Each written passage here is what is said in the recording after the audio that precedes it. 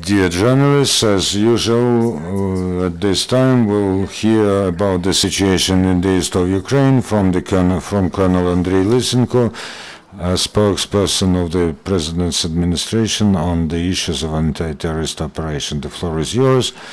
Good afternoon, dear colleagues, and I'll bring your attention to the chronicle of events in the east of Ukraine, or in the zone of the anti-terrorist operation. In Luhansk sector, the combat action of medium and low intensity are happening. In the evening, the enemy has conducted 4 mortar and grenade shellings next to Stanitsa, Luhansk and Shasta. At the same time, there were 2 enemy provocations next to Krimske. Also, the Ukrainian positions behind the Orikhove settlement on Bakhmutka highway was under fire from enemy grenade launchers, and the fire was conducted from the south, where the city of Zolote is situated, controlled partially by the enemy. Also, there were 2 enemy mortar shellings next to Popasna during half an hour on 2 spots of our line of defense. In Donetsk sector, the situation became sharper next to Svitlodar. Along the line Rosatki-Luhansk-Lozovy, yesterday there were almost 10 exchanges of fire, and yesterday in the morning the Ukrainian positions in Luhansk were shelled from 152mm cannons. The enemy battery was located in Vuhlegirsk, which is occupied.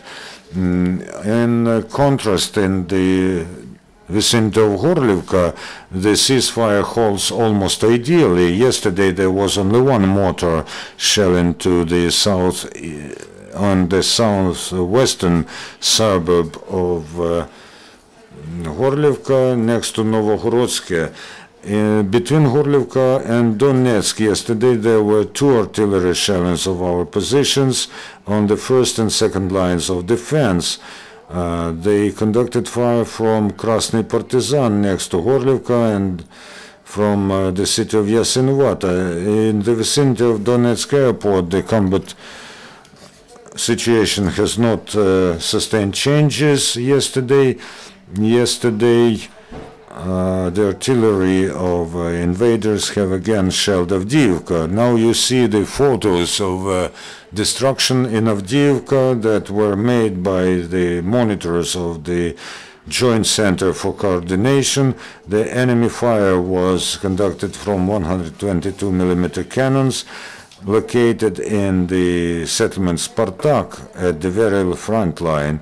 Several buildings and electric lines were damaged. During the evening exchanges of fire, the enemy has more than once shelled our positions from heavy mortars, tanks and artillery on our frontline positions in Opytne, Vodiane and Piski. Also, the intensity of fire has grown significantly between autoroutes Donetsk-Dnipropetrovsk and Donetsk-Zaporizhzhia. In Mariupol sector, the artillery and mortar shelling of Ukrainian fortification lines are conducted from medium and far distances. On the line between Starognatiivka and Ranitne yesterday there were 8 enemy mortar shellings, and the situation next to the coast of the Sea of Azov yesterday became sharper. Between midnight and 1 a.m. the enemy shelled from 122mm cannons the Ukrainian positions in Lebedinsky and Salpine. After this, the entire day was calm next to the sea. Besides, yesterday the Ukrainian warriors have repelled the attack of the subversive and intelligence group of the invaders next to Novotroitsk. They tried to penetrate through the front line. After the 10-minute battle, the enemy retreated. Yesterday, 5 flights of drones were detected in the zone of anti-terrorist operation. In the result of the military actions and shellings, 2 our servicemen were killed, 10 more were wounded. the law enforcement people found the hiding place with the weapons in Donetsk region. The Security Service of Ukraine servicemen confiscated 2 grenade launchers and many cartridges of different caliber in Sadove village of Volodarsky district. The armed forces of Ukraine are strengthened by new equipment. Our military received 5 modernized military transportation aircraft, AN-26. The president of Ukraine and the military leadership of the state saw the latest designs of Ukrainian aviation, the new models of investigation drones. Reconnaissance drones will be tested in the ATO zone, and if the result is positive, these models will be produced in series. Also, the training of the defenders of Ukraine continues. The cadets have recently completed the exercise on overcoming the line of obstacles. This line is 1.5 kilometers long. It has more than a dozen dangerous elements in the mountainous area, in the settlements, and in water. This is the task of enhanced level of complication, which is to train the special purpose units. The main objective of training is to prepare the cadets to execute the tasks in extreme situations, to bring up, to educate them in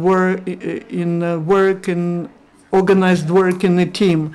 During such tests, the command spirit of the units is being developed.